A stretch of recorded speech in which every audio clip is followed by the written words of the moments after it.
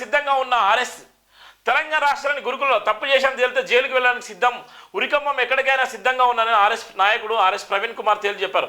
గురుకుల food పాయిజన్లో RS Praveen Kumar హస్తం ఉందన్న కొండ సురేఖ వ్యాఖ్యలపై ఆయన స్పందించారు. ఆకురన్ మురళి విద్యా కమిషన్ చైర్మన్ కాకముందే ఒకల ఇప్పుడు మరోలా మాట్లాడుతున్నారు. ఆకురన్ మురళి ఫుడ్ పాయిజన్ పై ఎందుకు మాట్లాడడం లేదన్నారు. సంవత్సరం నుండి తెలంగాణలో విద్యా సాంఘిక సంక్షేమ శాఖ మంత్రులు లేరు. గురుకుల పాఠశాలలో చదువుతున్న విద్యార్థులు చనిపోతున్నారు. రాష్ట్రంలో గురుకుల విద్యా వ్యవస్థ కుప్పగూలింది.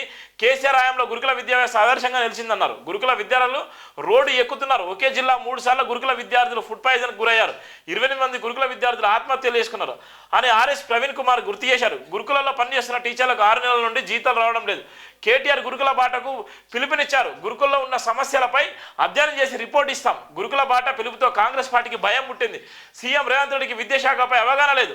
మతి సీమితం లేని మంత్రులతో నాపై రేవంత్ రెడ్డి మాట్లాడిస్తున్నారు. కొండ సురేఖను తెలంగాణ సమాజం తిరస్కరించింది. కొండ సురేఖకు మంత్రి పదవిలో ఉండే అర్హత లేదని ఆర్ఎస్పీ చెప్పారు. నేను ప్రభుత్వ హాస్టల్లో చదువుకొని ఐపీఎస్ అయ్యాను. దేశ రక్షణ కోసం పనిచేశాను. 7 సంవత్సరాలు సర్వీసును వదిలి రాజకీయాల్లోకి వచ్చాను. పోలీస్ యూనిఫామ్ ప్రక్కన పెట్టి గురుకుల సెక్రటరీగా 9 సంవత్సరాలు పనిచేశాను. ఎలాంటి విచారణకైనా సిద్ధమని ఆర్ఎస్ ప్రవీణ్ కుమార్ తేల్చిన నేపథ్యం కూడా ఉంది.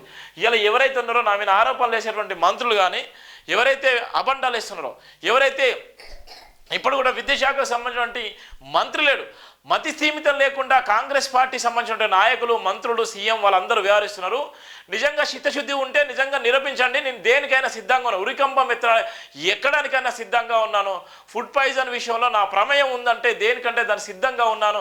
ఒకవేళ నా ప్రమేయం లేదని తెలిస్తే మీరు దేనికి ఉంటారని కూడా ఆయన సవాల్ చేసిన నేపథ్యం కూడా మనం చూస్తున్నాం. ఇలా ఉన్నటువంటి ఫుడ్ పాయిజన్ వెనకాల ఎంత రాజు జరుగుతుంది. ఇలా గురుకుల పాఠశాల విద్యార్థులు ఆత్మహత్యలు చేసుకుంటారు. ఇలా గురుకుల పాఠశాల విద్యార్థులు ఇలా భయంకర పరిస్థితుల్లో రోడ్ల మీదకి వచ్చి ధర్నాలు రాష్ట్రాలకు వేసేటువంటి పరిస్థితి ఉంది. గతంలో ఇదే 9 సంవత్సరాలు పరిపాలించినటువంటి ఆర్ఎస్ ప్రవీణ్ కుమార్ ఎక్కడైతే గురుకుల పాఠశాల ప్రపంచ స్థాయిలో తీసుకెళ్ళినటువంటి నేపథ్యం ఉంది.